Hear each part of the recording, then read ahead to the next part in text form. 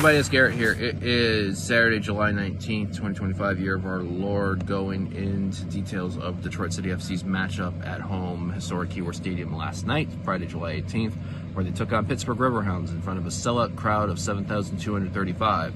Matchup that was on ESPN2, looked like it had some great forecast. It was a great day weather-wise. Massive shout out to Northern Guard supporters and all of their banners, call to action. Which if you go to the Northern Guard supporters social media pages, links to follow for more information on some of the causes they've highlighted and issues. And I think in the times that we live in right now, it's great to see something like that displayed front and center in the matches. Also, there was those that were at Keyworth Stadium probably got to be entertained in the concourse by the pro wrestling that was going on. However, the other thing that was not really entertaining was the Detroit City Pittsburgh Riverhounds match. 0-0 the final. I suppose a point gained is somewhat of a silver lining compared to losing to Hartford last week, but not a whole lot to be coming out of that desired and awesome. Gioff being a standout spot again, and I think Carlos Saldana, doing enough to get a clean sheet is some good things to take note of and be happy about. But other than that, I really don't have anything it's just another match where I just feel meh. And with Detroit City somehow, with Indy 11 losing last night to North Carolina, Detroit City gained a spot on the table in the Eastern Conference, so they're up to 6th from 7th. But what is this team going to get any better in its current form right now with current squad, current coaching staff? Or is we going to see more of a play inside that kind of looks checked out? That makes me wonder, are they buying into the messages given to the coaching staff? Sean Spence wrote a great piece in Words About Shapes at the end of the week on his Patreon. If you want to, highly recommend checking that out about it. Adam Hernandez wrote a great piece on the Majors TV, on the Majors Detroit website. Check that out as well. Just as this is a historically rough run of form for this men's side right now. And with less than half of the season remaining and some big matches coming up in August going into September and that, yes, you're going to be at home, but if what we've seen the last two matches at home is going to be, the benchmark of these remaining home games, it's not going to be good. And then I got to start asking questions of,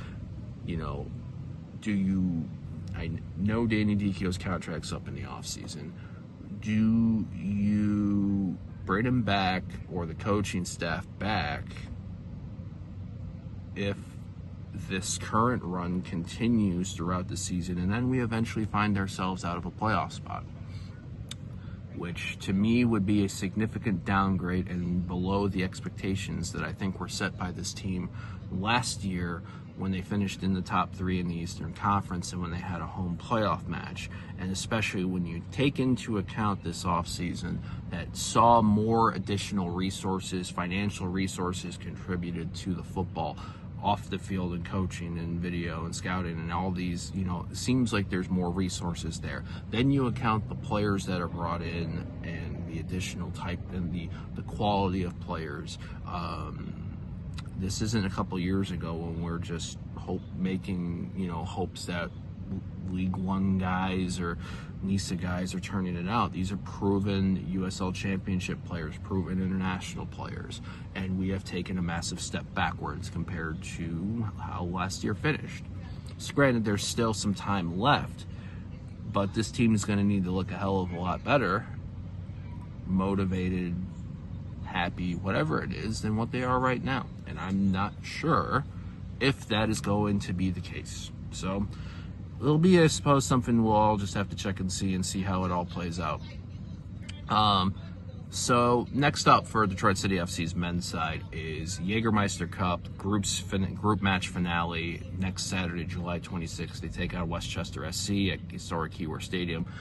They are not back in USL Championship League action until Wednesday, August 6th, when they are at Rhode Island FC.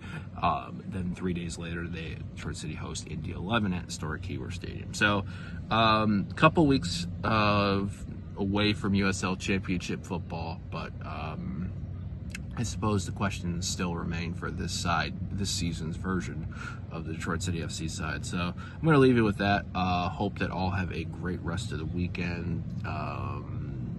Be good to each other, be good. Hope that all are well in the lives of all checking this out. And yeah, until next time, we go onward. Call.